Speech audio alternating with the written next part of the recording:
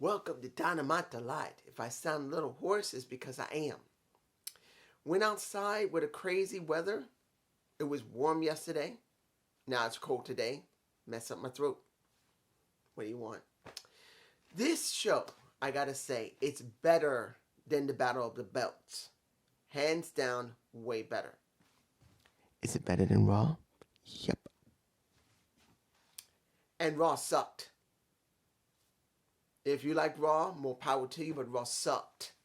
If you don't like AEW, tough titty. This was a good show. Did it have everything you want? Nope. Am I going to tell you it had everything you're going to want? Nope. I'm just going to tell you that it was a better show.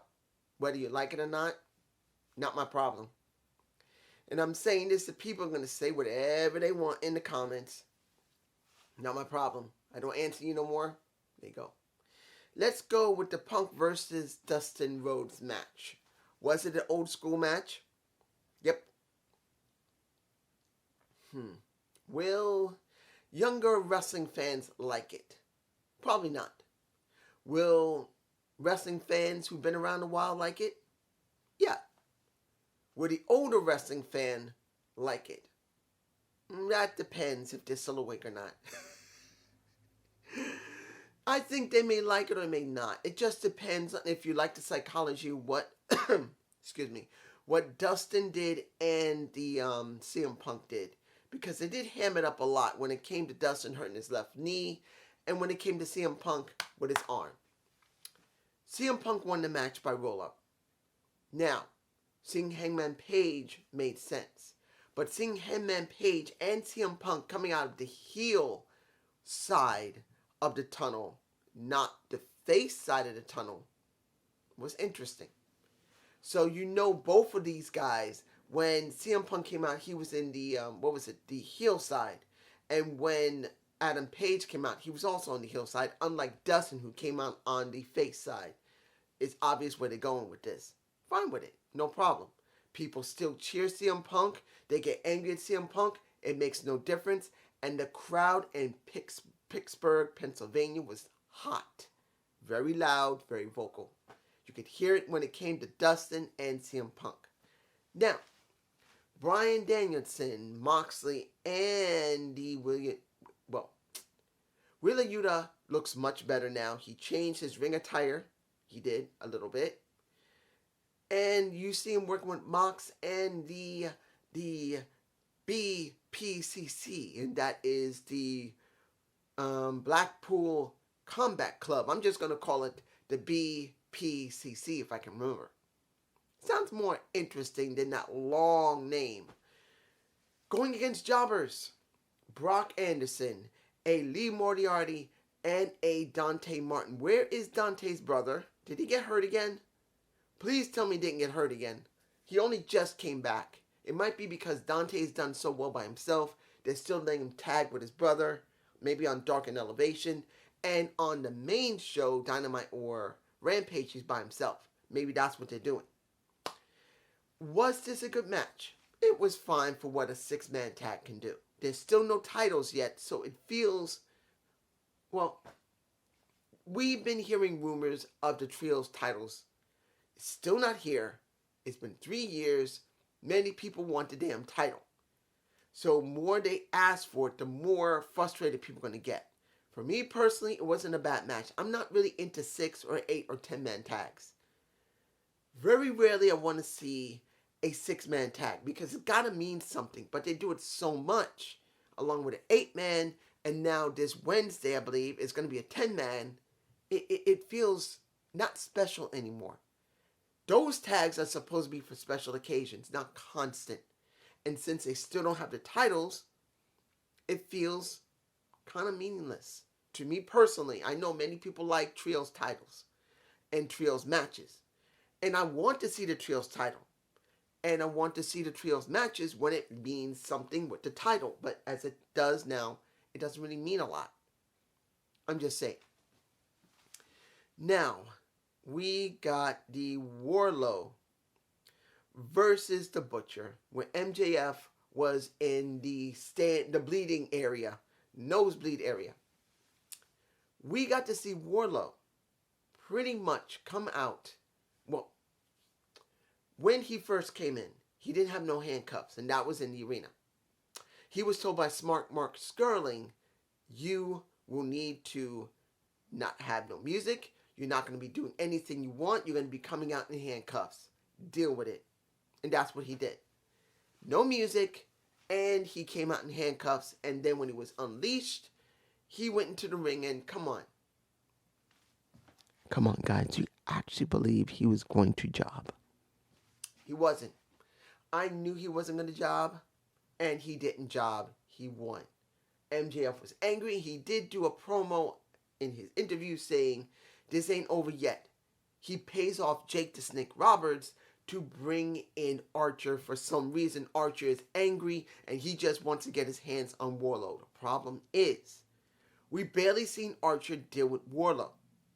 And he's acting so hungry and angry about it, it doesn't really feel like a lot. If there was some type of problem between the two, other than elevation on Dark, fine. But we don't really see them on Dynamite together, so it feels like there's something missing for me personally. I'm just saying. Now, the men's qualifying tournament match for the Owen Hart Foundation. Kyle O'Reilly versus Jungle Boy. This is where some wrestling fans who like more ground and pound are going to be very happy about it. At least the first part of the match. Then you got the people who like more aerial, and they're going to like the other half of the match. And then there's going to be people who just don't like either one and want more spot fest. Now, aerial is, in certain respects, spot fest. Spot. I took some medicine for my throat, so I'm beginning to get a little drowsy. Spot fest. You see, the medicine's kicking. Oh, I gotta take some medicine for my throat, and that's the reason why there are no images in this video. It's just being uploaded basically naked. Sorry, guys. But when you see this match, there isn't a lot of aerial that's spot fest here. There's a lot of grapple. So people who really like spot fest, they're not gonna get it. It's going to be a lot of grapple and some spots. You got basically Jungle Boy doing a lot of submission wrestling, a lot of grapple. So people may not like that who rather have spot fest from a Jungle Boy. That's what you're going to get. In the end, Kyle O'Reilly won. But I'm wondering, why didn't we get a problem with Christian going up against Jungle Boy? You would think at this point, after what happened maybe a couple of weeks ago or a week ago, that Christian seemed to be pissed and didn't like the situation he was in, that maybe he might begin to show signs of healing it up and turning. No, not yet. Now, mind you, there's nothing wrong with stretching it out as long as they make it mean something.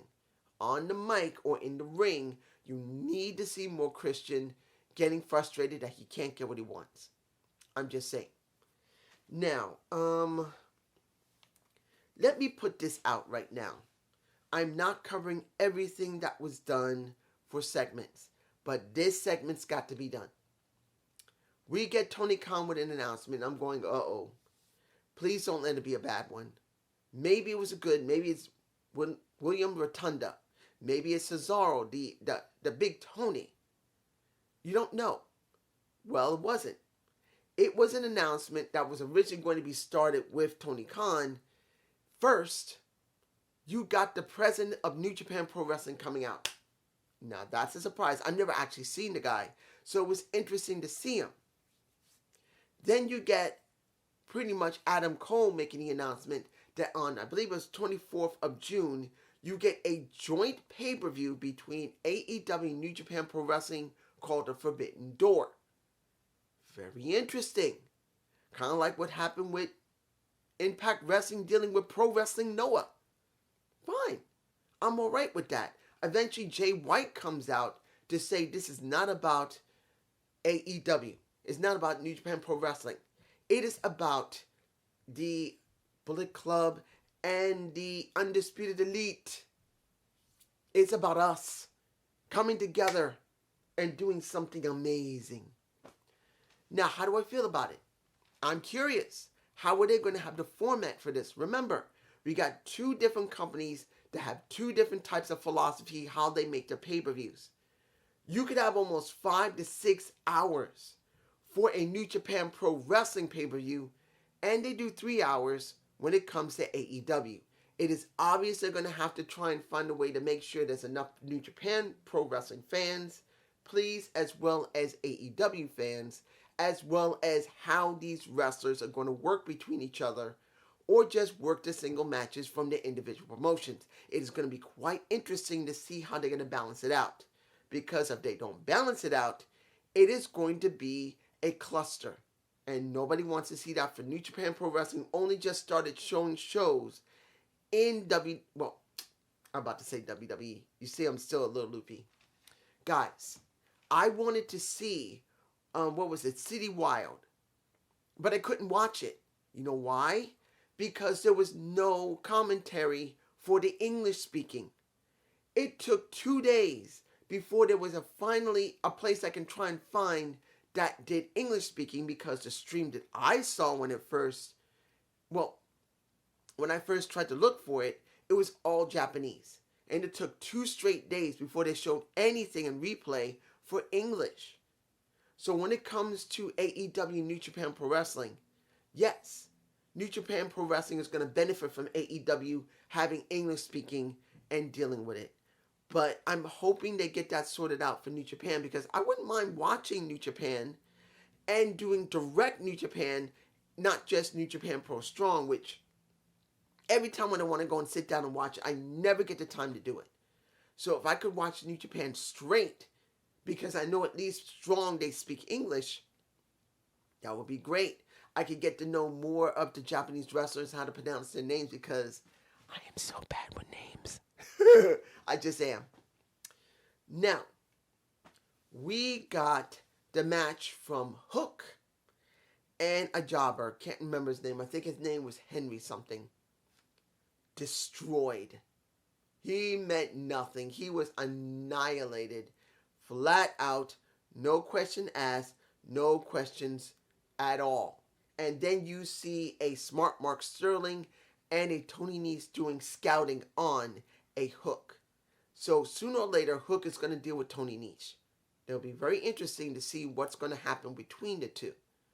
I still say the most important thing for Hook by the end of the year is to have a match against, if he still has it, a pretty much, a Starks, a Ricky Starks, who currently is the FTW champion. It has to be Hook getting his dad's true legacy, which is the FTW title. I'm just saying. Now, when it came to Britt Baker versus who was it again? Britt Baker versus I forgot her name. I'm kind of blanking. I'm sorry. I think it's Carmella. Could be wrong. Danielle Carmella, I believe that's her name. There was no way she was going to job here. She had members of the Pittsburgh Steelers with her going down to the ring, and one of them gave her her glove that he had in his back pocket. Literally, there was no way she was going to job. And then after the match was over, it was a good match. I didn't expect her to lose. She did a decent promo where she pretty much belittled a Tony Storm, saying, you're new to the company. Great. But as you saw what happened with a Vicky Guerrero, you're going to go for the damn same thing, and then you're going to be leaving the company in tears like you did the last place. I did not expect her to go there, but she did. Britt Baker, DMD, knows how to make people get pissed. That's just how she is. Finally, Coffin Match, which aka a casket match of Andrade El Idolo versus a Darby Allin, with a little bit of help of Sting and also a little bit of help of the Butcher, the Blade, and who was it? Quinn, I believe. I think it might have been Quinn. Was it Quinn? I think it might have been Quinn who helped out. I gotta say this, if it was Quinn, he looked well dressed. I like that he didn't look like the regular private party that was part of the Hardy family office. I had to say it this time because the Hardy family office doesn't exist, so I can't say it. Was it a good match? Yeah. And Sting is freaking nuts. He's just nuts. I'm sorry. He just is. Why he does what he does just is, what is wrong with him? He jumps off the stage, well, not the stage, but where the fans are. Why? He's 64 years old, I believe, right now. 63, 64. And he's crazy enough to do a stunt that could easily break his bones. He takes a chair shot to the back, and it doesn't faze him. And it was a loud chair shot because you can hear it. I think what's happened here when it comes to Sting, he is heavily reinvigorated. Because it's like, when he went to WWE, let's be honest, they didn't give a fuck about him. He could have gone up against The Undertaker. Vince could have easily set that up and could have made major money, but he didn't want to do it. So we all knew Sting got treated like dirt. So here, compared to where he was in WWE, where yeah, he was happy he was there. He got to see some of his old friends, but he never felt appreciated and invigorated. Here, other than WrestleMania, he is invigorated. He's happy to be there. He's excited to be there. And he's willing to be nutty enough to put his neck on the line by jumping off of parts of the arena. I'm just saying. Was this a good show? Yes. Better than Battle of the Belts. And I'm going to probably use this as a title. It was better. It just was. Better than Battle of the Belts. There's just no way to deny it.